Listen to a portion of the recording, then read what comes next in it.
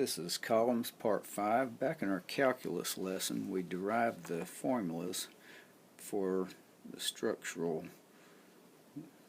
parameter, the moment of inertia and the section modulus for a beam with a rectangular cross section like a 2x4, something like that. And we just took their word for it. These other formulas were right. There's a box cross section. See, there's a solid rod cross section. There's a pipe cross section, sort of like what we're looking at. There's an I-beam. There's a triangle. We had all kinds of shapes, but we didn't have the shape that we need, which is this U here. So what we're going to do is we're going to pretend that this U, we're going to divide it into two U's, or actually a L and a J, I guess you could say. Okay. We're just going to cut it real thin right there, because we're going to take this part and we're going to pretend that instead of being shaped like that, it's shaped like this, not going quite so far down and not going quite so far over. Okay, we're going to pretend that we're squeezing this curve shape into a square shape, because we can do the math when we have an L shape. We're going to let that height to that width ratio equal the height to the width of the original curve piece, and we're going to have the same cross-sectional area. The area of that L will equal the area of this. We're doing that to make the math right. And what we're really interested in finding out is the radius of gyration about this axis. Okay, because that's the axis that it buckled across. See there how it buckled? It didn't buckle across this axis, or this one. It buckled across this one. And the radius of gyration is going to be the same for this half piece as it would be for the whole U.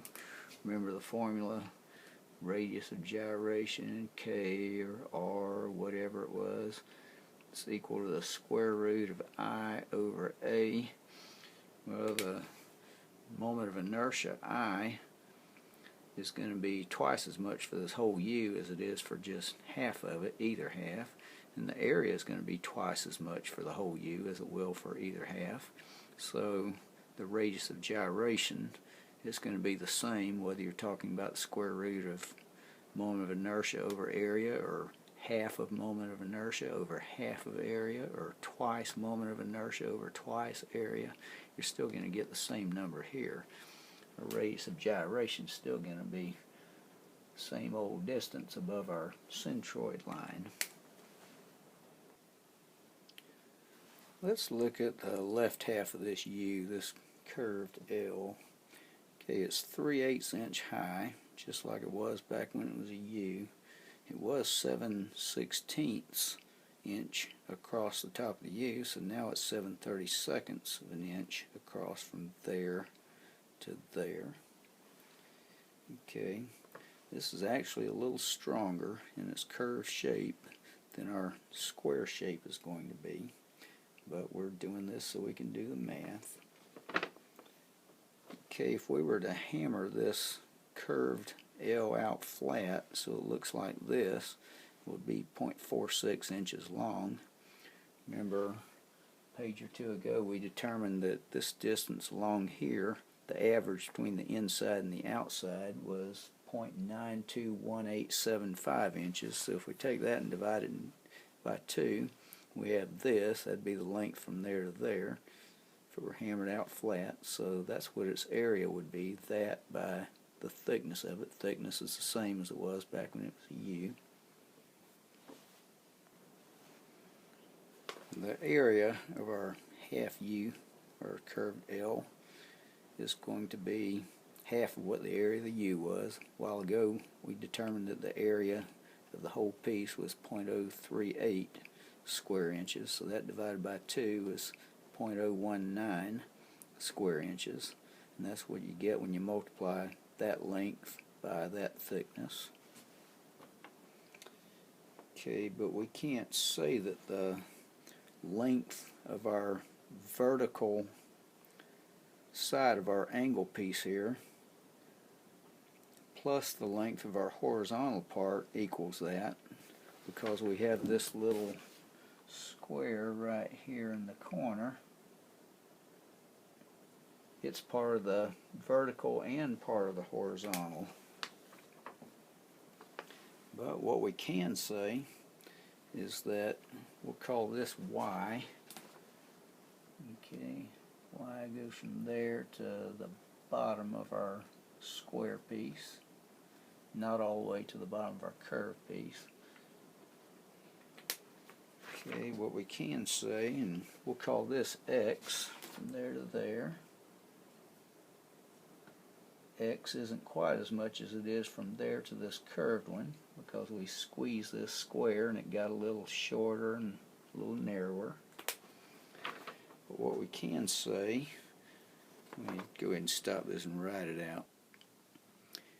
We can't say that our square L's height is the same as our curved L's height, and our square L's width is the same as our curved L's width, because we bent it. The height got a little less and the width got a little less, but we're going to keep them proportioned the same. We're going to say Y over X equals the height of our curved piece, 3/8 of an inch, divided by the width of our curved piece, which was 7/32 of an inch. Okay, and now let's see, we have that height, Y, times that thickness, right there, Y times 41 thousandths. Okay, that gives us that area from there all the way down to the bottom of there. Now X times this same thickness, X times 41 thousandths, gives us the area of all that, but you notice this little area in the square, it's part of this and part of this. So if we add that plus that and we subtract that little square, we'll have the area of our L. And that's what we did. Y times the thickness right there plus X times the thickness right there minus that squared, the thickness squared, 41 thousandths of an inch squared, equals half of the cross-sectional area of our original U-shaped piece, which was 0.038, 38 thousandths of a square inch. So half of that is going to be 0.019 square inches. So if Y over X is 3/8 over 7/32, well then Y is equal to that times X. We just multiply both sides of this equation by X, and it gets rid of it there and it throws it over there. So Y equals 3/8 over 7/32 times X. So let's go back to this equation. Instead of saying Y, we'll just say what Y is, 3/8 over 7/32 times X. There it is. That's what Y is. And that number is same as that number, that's same as that, that's same as that, verbatim. Okay, so now we multiply this out, and we have 3/8 over 7/32. It's 1.714285714. I didn't just do that in my head, I just took this number and subtracted 1 from it, because right here we have 1 times X times that same number there. There's that fraction times X times that number, plus 1 times X times that number. Anyway, that is 1.714285714, and that is 1 times X times that. So we just add that 1 to that 1.7, and we get 2.714285714 times X times that thickness there. Okay, and minus all this, well, we didn't change a thing there. Okay, that was half of our cross-sectional area of the U. This is the cross-sectional area of our curved L and cross-sectional area of our square L. We're setting it so that the area is equal. Okay, now it's time. We're about out of boardroom here. So, okay.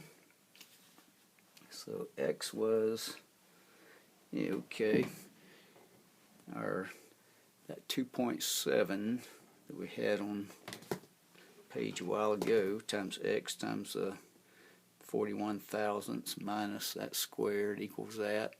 So let's just add this to both sides of the equation, and then let's divide both sides of the equation by that times that, which leaves us with x equals that plus that divided by that times that, which is what we have right here. Okay, so now we get our calculator out and crunch the numbers, and we find out that x is 0.185 inches.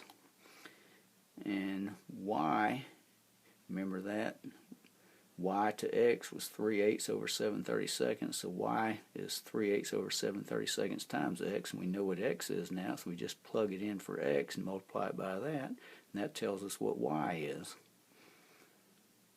Let's see, y is 0.317. Yeah, there's x, 0.185, so we plug it in there for this x, multiply it by that, and we get 0.317. So that's what our height here is, 0.317 inches, and x is 0.18508 inches. So what we have essentially done is we have replaced our U-shaped piece here, or half of our U, our L, our curved L. We've replaced it with this square L. Our next step is to calculate the moment of inertia, the radius of gyration of this L-shaped area. We don't have enough time on this video. We'll just wait and let that be at the beginning of next one, at part 6.